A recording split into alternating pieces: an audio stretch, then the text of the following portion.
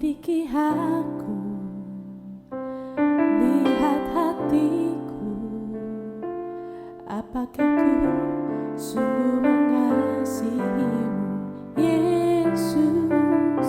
Kau yang Maha Tahu dan menilai hidupku, tak ada yang tersembunyi bagimu. Telah kulihat kebaikanmu yang tak pernah habis di hidupku. Ku berjuang sampai akhirnya kau dapati aku tetap setia. Haleluya, glory bagimu Tuhan. Ku bersyukur atasmu, memuliakanmu, meninggikanmu Tuhan.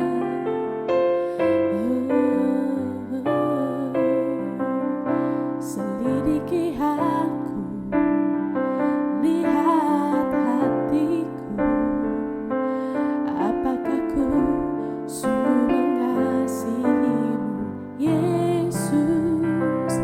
Kau yang Maha Tahu dan menilai hidupku, tak ada yang tersembunyi bagimu. Telah kulihat kebaikanmu yang tak pernah habis di hidupku. Ku berjuang sampai akhirnya kau dapati aku tetap setia. Telah kulihat kebaikanmu yang tak pernah habis di hidupku. Ku berjuang sampai akhirnya kau dapati aku tetap setia.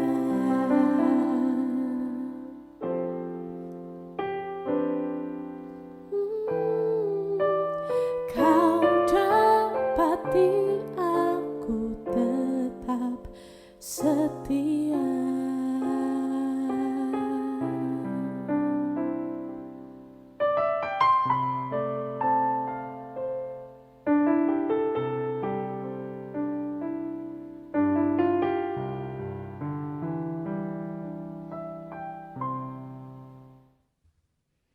Shalom Bapak Ibu dan Saudara sekalian, Jemaat GBI Muara Karang yang Tuhan kasihi. Inilah kebenaran firman Tuhan bersama saya Pendeta Wignyotanto. Selamat mendengarkan. Shalom Saudara. Hari-hari ini adalah hari-hari yang cukup berat untuk kita semua, bahkan seluruh dunia. Khususnya di Indonesia, wabah ini baru mulai, Saudara. Jadi kita pun harus meresponinya dengan benar. Ternyata ada dua kelompok kita temui di dalam gereja kita. Maksud saya gereja secara umum, bahwa ada orang-orang tertentu yang menanggapi pandemik ini dengan cara yang berbeda-beda.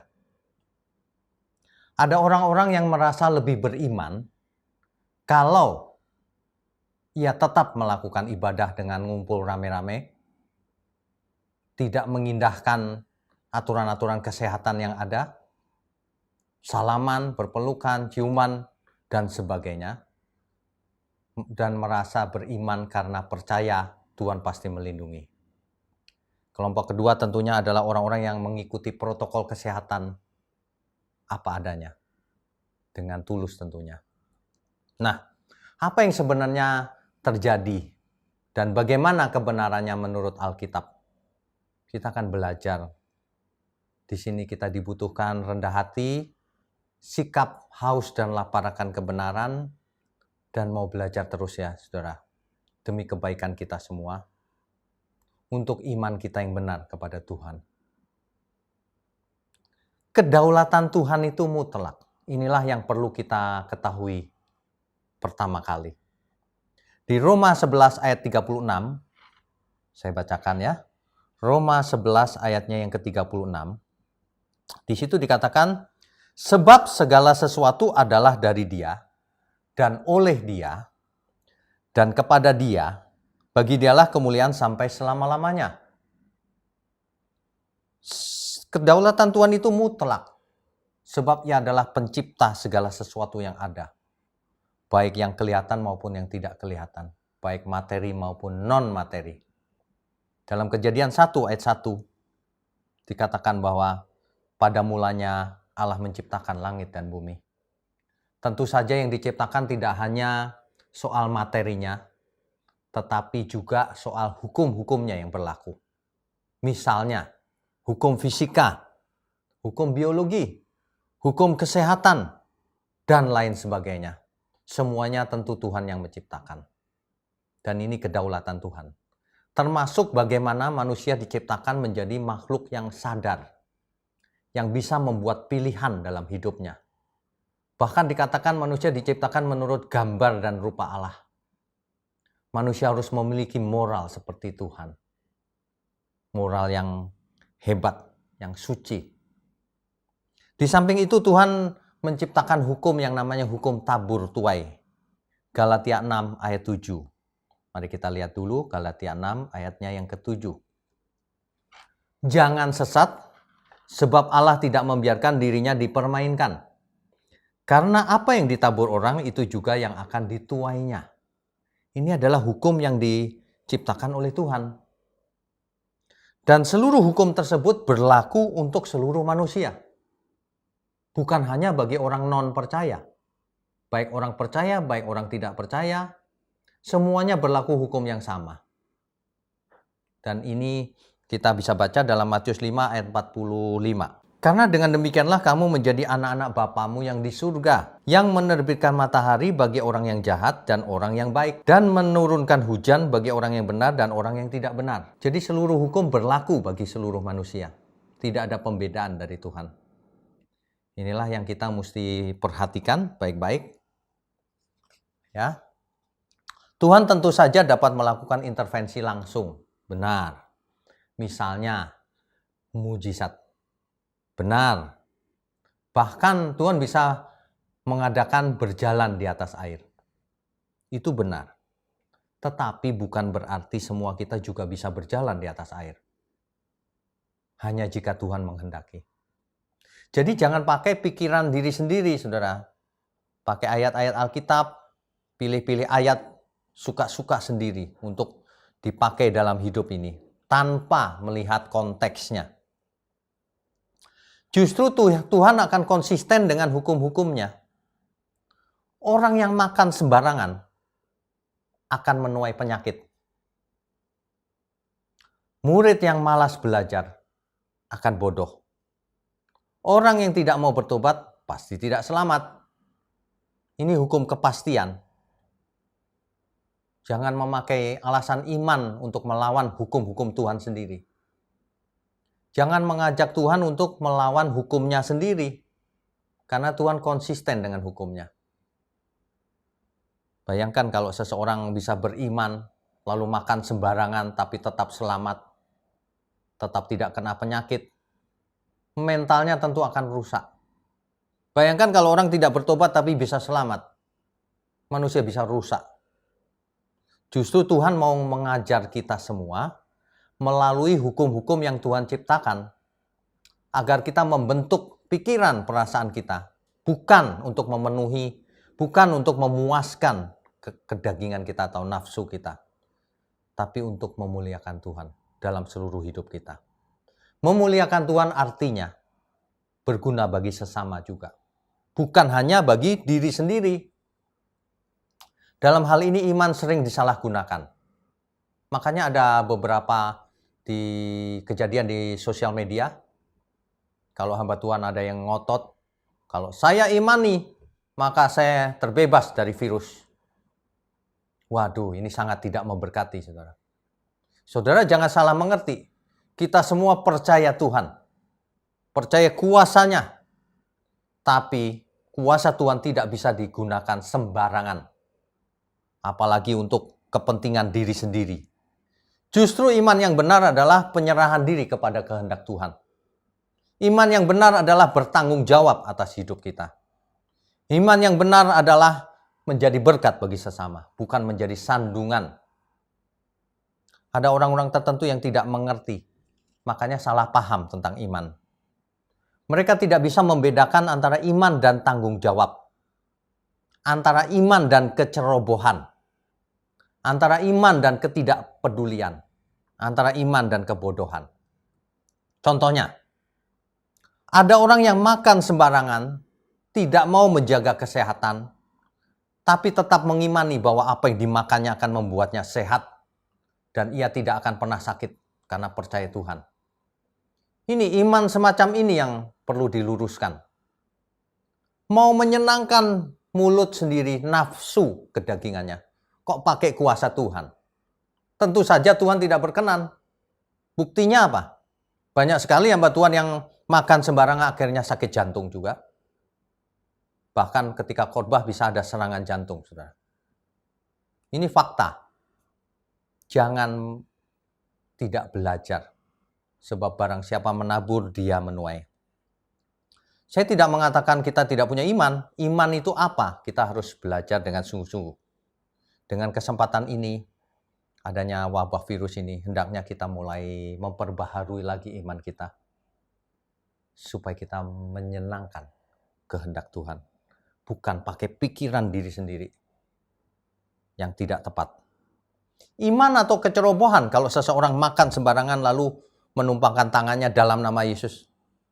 Kuusir roh kolesterol, kuusir roh darah tinggi, kuusir roh diabetes dan sebagainya. Pakai nama Yesus lagi, pakai nama Tuhan. Padahal dia mau menyenangkan mulutnya, pakai nama Tuhan. Mari kita bertobat lagi. Justru sebaliknya, kalau kita orang beriman, kita tidak akan makan sembarangan. Sebab mulut ini milik Tuhan. Lagi pula kita harus mematikan kedagingan kita. Bukan memuaskan kedagingan kita, tapi minta pertolongan Tuhan. Ini salah kaprah ini. Gagal paham firman Tuhan. Firman Tuhan bukan untuk itu. Firman Tuhan itu untuk menyenangkan Tuhan, bukan menyenangkan diri sendiri. Amin ya saudara ya. Ini tidak bermaksud apa-apa loh. Dalam situasi yang genting begini, kalau kita salah pengertiannya, nanti kita nggak jadi berkat, bahkan jadi sandungan. Ya, apakah kuasa Tuhan bisa dipakai sembarangan? Tentu tidak. Kita sudah melihat bagaimana anak Skewa mengusir setan pakai nama Tuhan. Bukan pakai nama yang lain, pakai nama Tuhan. Pakai nama Yesus. Tapi setan tidak takut.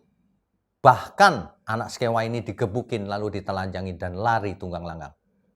Apakah nama Tuhan tidak berkuasa? Bukan itu. Nama Tuhan tidak bisa dipakai sembarangan.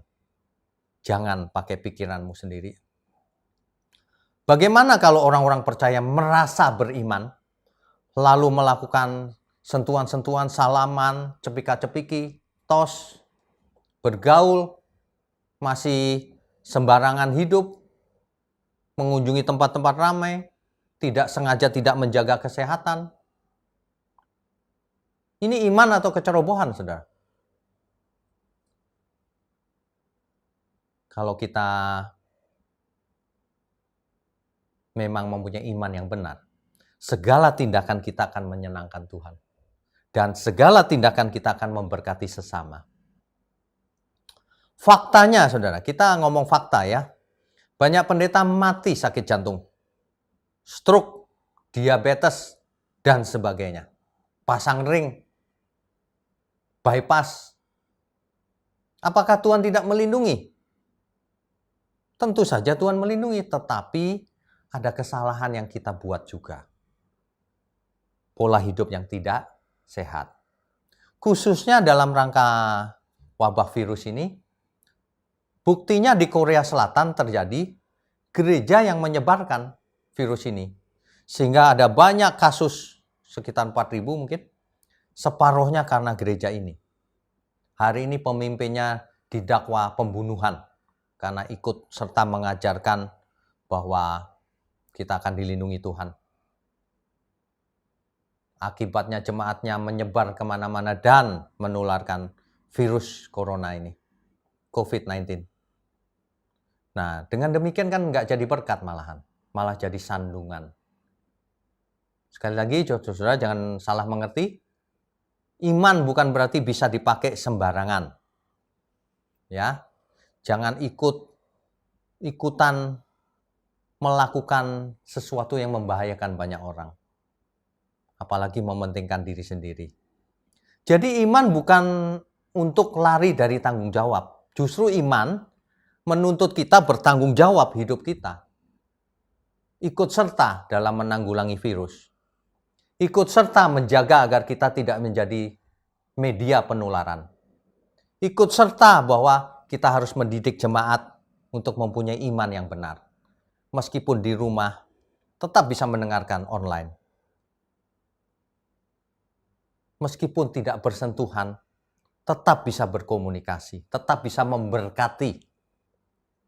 Ya, iman bukan hanya kekuatan pikiran seperti yang dipraktekkan banyak orang.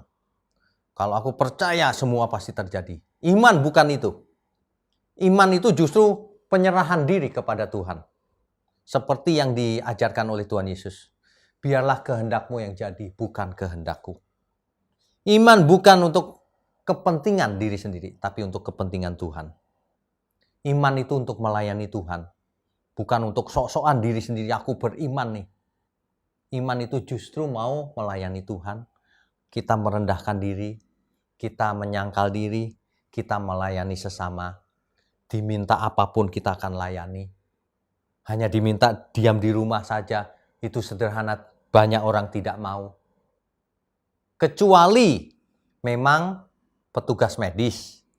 Kecuali memang ada orang yang perlu pelayanan, kita harus mau melayani. Tentu saja dengan prosedur menjaga diri juga. Bukan takut mati, bukan. Supaya kita tidak menjadi media penularan. Ada orang-orang yang merasa beriman ini tidak memikirkan orang lain. Seandainya pun kita kebal karena perlindungan Tuhan. Tetap saja virus bisa nempel di tubuh kita, bukan? Di pakaian kita. Nah, ketika kita pulang, bayangkan di rumah ada orang tua kita yang sudah lemah. Orang tua yang sudah lemah kena virus, gampang sekali komplikasi dan meninggal dunia. Bayangkan di rumah kita ada anak-anak kecil kita. Ada pembantu, ada saudara, ada teman-teman kita. Mereka tentu saja bergaul lagi dengan pihak lain. Itu akan terjadi penyebaran yang luar biasa, penularan. Jangan berpikir diri sendiri. Kalaupun kita kebal, tapi kita tetap harus memikirkan banyak orang. Itulah iman. Bukan iman aku kebal. Yang lain biarin. Itu bukan iman, saudara. Itu egois namanya. Bertobatlah kita semua. Kita semua harus bertobat. Justru dengan kejadian ini, kita harus memperbaharui pengertian kita semua. Hidup cuma satu kali, singkat. Kalau kita tidak mati oleh virus ini, suatu hari kita pasti akan mati juga. Tapi sebelum mati, kita harus lakukan yang benar. Kita harus menyenangkan hati Tuhan. Kita harus melayani sesama. Kita harus jadi berkat bagi sesama. Jangan jadi sandungan. Ya, saudara. Jadi kita dilarang menggunakan alasan iman untuk melanggar hukum Tuhan sendiri. Ya. Jadi jangan pernah berpikir seperti itu. Ibarat orang mau kebut-kebutan di jalan. Tapi percaya Tuhan pasti melindungi. Ini maaf ya, ini konyol. Justru hukum Tuhan itu kita harus berhati-hati, harus berjaga-jaga, harus menjaga tubuh kita. Karena tubuh kita milik Tuhan. Baik aku makan atau minum atau apapun, lakukan untuk Tuhan. 1 Korintus 10 ayat 31. Jadi Saudara, jadi kalau orang sengaja tidak menjaga diri terhadap bahaya apapun, termasuk virus ini, dengan alasan Tuhan melindungi, itu kurang tepat. Mari kita belajar lagi. Itu bukan iman yang jelas. Itu bukan iman yang benar. Ya, karena ada banyak fakta yang kita mesti hadapi. Faktanya tidak demikian. Nah, inilah yang kita perlu jelaskan dengan kesempatan ini. Dan dalam kesempatan ini pula kita harus belajar. Ada pembelajaran yang penting dalam kejadian wabah ini. Yang pertama, ternyata manusia itu rentan, mudah sekali dalam bahaya. Virus yang sangat kecil, ukurannya kurang lebih 150 nano, itu sangat kecil sehingga tidak bisa dilihat oleh mata. Bisa mengancam 7 miliar manusia di bumi loh, di planet bumi yang luas setengah mati ini. Yang luas banget. Hanya diancam oleh virus yang tidak kelihatan. Makanya jangan sombong. Hari ini orang kaya, miskin, pandai, tidak pandai, sama terancam oleh virus ini. Ya, jangan sombong. Makanya manusia sebenarnya membutuhkan Tuhan. Orang-orang yang belum membutuhkan Tuhan atau kita semua, kita harus tetap mencari Tuhan.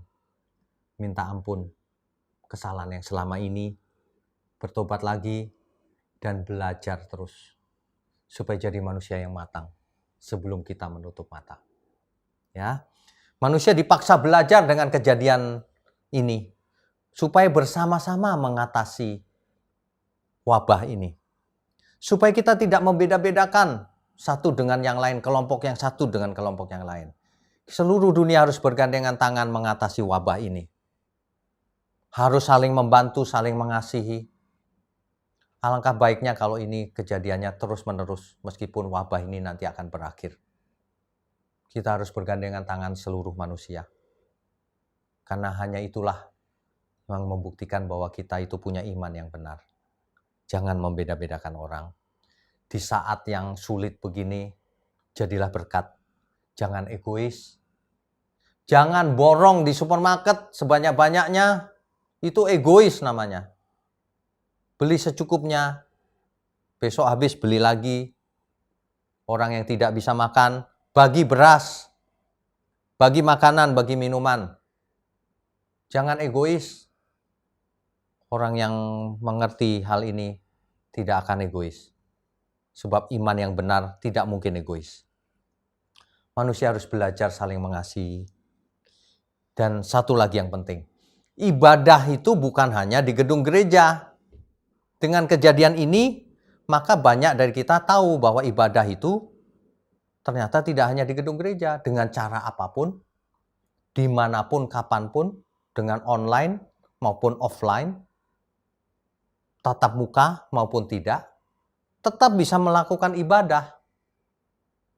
Meskipun ada banyak orang nggak bisa Pak ibadah itu di gedung gereja. Kita semua perlu belajar. Tidak demikian juga. Sebab ibadah itu dalam roh dan kebenaran. Bukan di dalam gedung. Inilah yang perlu kita perbaharui terus. Mari kita rendah hati, belajar. Ya. Dan satu lagi, gereja itu bukan gedungnya. Gereja itu manusianya. Kalau kita mau belajar lagi, kitalah gereja yang dimaksud Tuhan. Orang-orang percaya. Jadi kalau kita tidak bisa ke gedung sementara, nggak ada masalah, tapi kita harus tetap jadi gereja. Dimanapun kita ada, kita harus menyenangkan Tuhan. Itulah ibadah yang sejati. Ya, Bapak Ibu.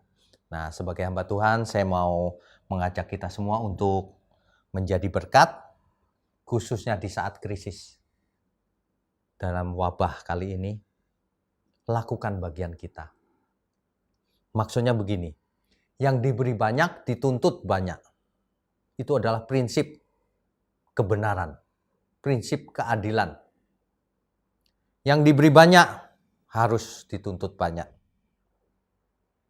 Maksudnya begini, kalau seseorang bertugas sebagai petugas medis, Jangan takut, layani pasien. Sebab banyak orang membutuhkan pertolongan di saat-saat begini. Tentu saja dengan peralatan yang memadai, supaya tidak tertular dan ikut menjadi penular yang baru. Kalau seorang murid yang belum bisa melakukan banyak hal, tinggal di rumah adalah pilihan yang tepat, supaya tidak menjadi penular baru. Tinggal di rumah kan sesuatu yang mudah ya. Kenapa mesti bandel tidak mau ya? Kalau kita seorang hamba Tuhan, harus jadi berkat. Kalau kita ada kesempatan untuk menolong orang, tolong orang. Tapi kalau tidak, ya tinggal di rumah. Belajar di rumah. Telepon, perhatikan jemaat-jemaat. Perhatikan orang-orang yang membutuhkan, transfer bantuan, kirim beras, dan sebagainya. Ada banyak hal yang kita bisa lakukan dari rumah. Lakukan bagian kita. Jangan menjadi egois. Melindungi diri sendiri, tidak mau tahu orang lain. Itu bukan iman namanya. Iman itu ujungnya adalah kasih, mengasihi sesama. Bapak Ibu, jangan takut. Tuhan beserta kita. Kalau ada orang sekarang favorit dengan Mazmur 91, tapi saya mau membacakan Mazmur 23, Bapak Ibu. Sebab kita tidak hanya terhindar dari bahaya, kita pun bisa berjalan di lembah kekelaman. Tetapi apa kata pemazmur? Inilah pemazmur pasal 23. Saya bacakan ya. Mazmur Daud, Tuhan adalah gembalaku, takkan kekurangan aku. Ia membaringkan aku di padang yang berumput hijau. Ia membimbing aku ke air yang tenang. Ia menyegarkan jiwaku, ia menuntun aku di jalan yang benar oleh karena namanya. Nah, ayat 4-nya yang menarik. Sekalipun aku berjalan dalam lembah kekelaman, aku tidak takut bahaya, sebab engkau besertaku. Gadamu dan tongkatmu itulah yang menghibur aku. Pemazmur mengatakan bahwa kita bisa berjalan di lembah kekelaman, tapi tidak takut bahaya. Sama dengan keadaan kita hari ini, kita berada di tengah-tengah wabah, tapi kita pun tidak takut bahaya. Kita hanya perlu menjaga diri, menolong banyak orang, apa yang bisa kita lakukan, kita lakukan. Yang diberi banyak, dituntut banyak. Kiranya Tuhan menolong kita semua. Hosana, haleluya. Tuhan memberkati kita semua. Amin. Saudara yang dikasihi Tuhan, sekarang marilah kita semua tundukkan kepala dan kita akan masuk dalam doa penutup dan doa berkat. Maha besar Bapa kami yang bertahta dalam kerajaan surga, dengan penuh ucapan syukur pada siang hari ini kembali kami menghadap kehadirat-Mu yang Maha Kudus. Terima kasih Tuhan buat firman-Mu yang sangat memberkati kami. Berkati hamba-hamba-Mu yang sudah melayani pada hari ini, Ibu Pauline dan juga Bapak Pendeta Wignyo yang sudah memberkati kami dengan firman-Mu yang luar biasa. Berkati pelayanannya dan berkati keluarganya. Saudara, kita juga akan berdoa terus buat gereja GBI Muara Karang, buat semua jemaatnya dan semua yang sudah mengikuti program pada hari ini dengan berkat-Mu yang berlimpah. Terima kasih Tuhan. Kami mohon belas kasihan dan pengampunan-Mu supaya kami segera bisa terbebas daripada badai virus corona yang berbahaya ini. Dalam nama Yesus, kami berdoa dan mengucap syukur. Mari saudara, kita angkat tangan kita untuk menerima berkat dari Tuhan.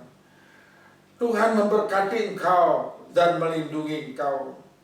Tuhan menyinari engkau dengan wajah-Nya dan memberi engkau kasih karunia. Tuhan menghadapkan wajah-Nya kepadamu dan memberikan engkau damai sejahtera. Mari kita semua yang diberkati Tuhan. Kita katakan sama-sama, amin.